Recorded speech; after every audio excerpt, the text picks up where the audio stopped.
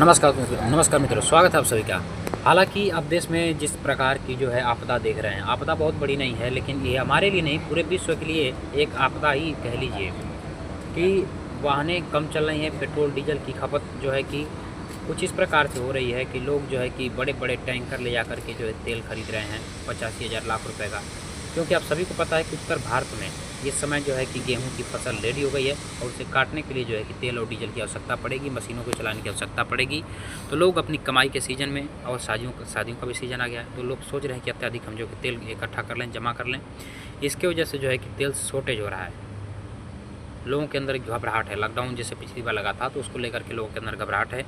जहाँ एक एजेंसी 50 लोगों को सिलेंडर वितरित करती थी, वहीं 1000 लोगों की लाइनें लग रही हैं। तो इससे ये हो रहा है कि शॉर्टेज हो रहा है, क्योंकि लोगों ने जो है कि अब भैंस पालना छोड़ दिया, चूल्हे जो है कि जलाने छोड़ दिए, तो लोग जो है कि आलसी हो गए।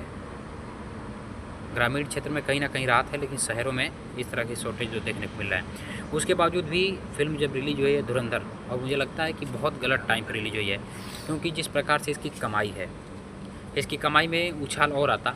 मुझे लगता है कि पर डे 100 करोड़ तो रहता ही रहता, लेकिन फिर भी 47 करोड़ इस फिल्म ने अपने 90वें दिन कमाए हैं, और बहुत ही अच्छा परफॉर्मेंस करके 1000 करोड़ का आंकड़ा जो इस फिल्म ने पार कर लिया है। और बहुत जल्द ये पुष्पा फिल्म का रिकॉर्ड भी तोड़ने वाली है।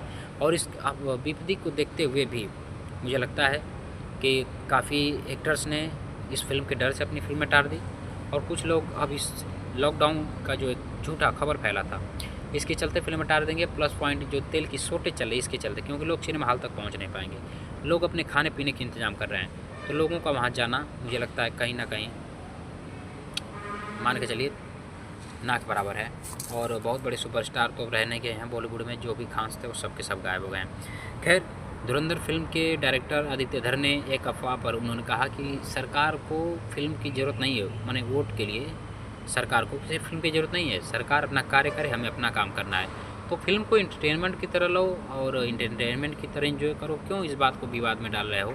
इससे ऐसा जो है डायरेक्टर आदित्य धर ने कहा। लेकिन उसके बावजूद भी हमारे देश के विरोधी, हिंदू विरोधी और देश विरोधी लोग इसका पूरा प्रचार कर रहे हैं कि एंटी मुस्लिम फिल्म है और मुसलमानों के खिलाफ बनाई गई है। मैं समझ नहीं पा रहा हूँ कि उसमें आतंकवादियों को दिखाया गया है, तो उसमें एंटी मुस्लिम कहाँ से हुआ।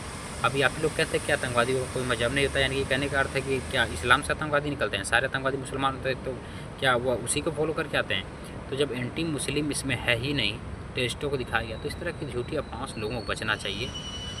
फिल्म है, इंटरटेनमेंट की तरह लीजिए, ठीक है। इससे पहले हिंदू धर्म को बदनाम करने के लिए कितनी सारी फिल्में आई, फिर भी कोई कुछ नहीं बोला। लेकिन अब लोग रिलाई कर रहे हैं, और एक दो फिल्में बन जाती हैं तो आप लोग चिल्लाने लगते हैं, देश में तरह तरह के अफवाह उड़ाने लगते हैं राजनीतिज्ञ नेता।